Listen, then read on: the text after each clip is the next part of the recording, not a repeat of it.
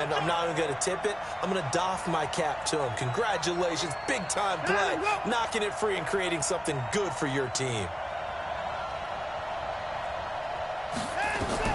Following the fumble recovery, Watson. And his throw's going to be incomplete.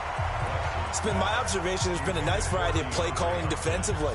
You and I often talk about an offense's ability to keep a defense off balance with what they're doing. I think the converse has been true in this game. Yeah, I think you're right. They seem to have gone off tendency quite a bit, but only the second quarter, a lot of time to change things. He's going to have the hook up to QT. No gain that time on the completion, and it'll be third down. They'll get to the line here, but remember, it's also third down. He's got a first down and then some in midfield. And down to the 28-yard line. Now the Texans will burn the first of their timeouts as they'll stop it with just over a minute to go before halftime. So now then, the big play has them all the way inside the 30 now, 1st and 10. From the gun, here's Watson. And he fires one that's intercepted. Picked off by Brandon Carr. And I think he's going to go. They're not going to get him. And a terrific return as he takes this thing all the way down near the 20-yard line. I tell you what, credit is due there on them preventing the touchdown after that interception. How about him chasing him down and not giving up the pick six? Because what happens a lot of the time is when you see the interception, you just kind of hang your head a little bit and you momentarily pause because you're frustrated. He shook that off and gave great chase and got it done. Still a great return and very good field position. So after the incompletion, 2nd and 10 from the 22. To throw is Jackson. To throw again. That's into the hands of the tight end, Boyer. And he'll be brought down. Oh, that's a face mask. Certainly looked like it. Indeed, here come the flags. Defense.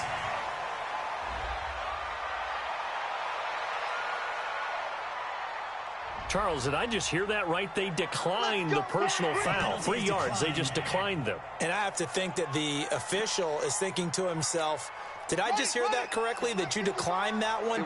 All I can think of is that someone on the field got confused. Because it had to, because you're going to take the yards on that penalty each and every time.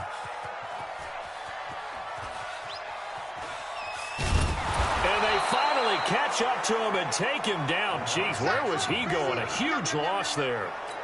Brandon Dunn.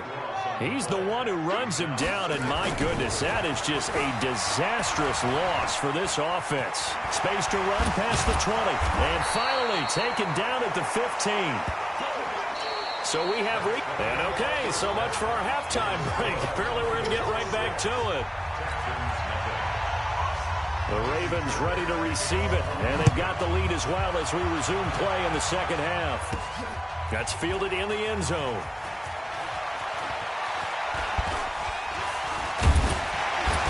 And a nice return sets him up pretty good here at the 30-yard line.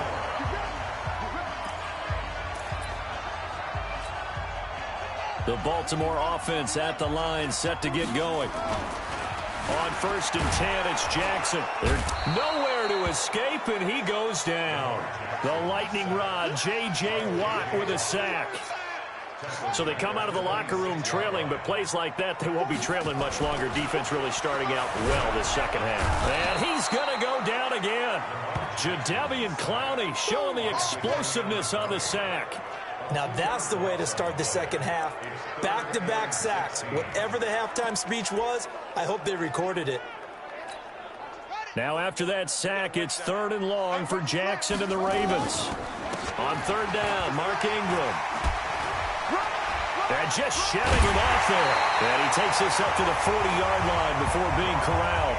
16 yards on that one and a Raven first. Well, after an interception, last thing you want to do is go 3 and out, give the ball right back. They avoided that. Yeah, you definitely do not want to do that. I remember in college I played with a really big-time player on defense. We ended up getting an interception as we passed the offense coming out. He told him, if you don't take care of this football, you'll have to answer to me later. You definitely want to take care of it, pick up first downs. Tough first half for him, unable to put up the numbers he's used to producing. But with a guy like him, you and I both know it just takes a couple of explosive touches for him to make an impact on this game and on the stat sheet as well. We've seen these defenses make enough opportunistic plays to keep this one low scoring. Flying around, making plays on the ball, and we see yet another errant throw as a result. Now it's Jackson. Looking deep downfield. Oh, incomplete. Nearly the pick they needed. They would have loved one there, but at least it does get them to 4th down.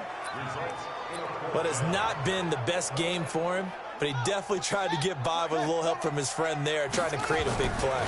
Couldn't do it, fell incomplete, but you're right. Hasn't been a banner game here in the second half, just trying to get going. Big thing is trying to keep confidence up and continue to fire.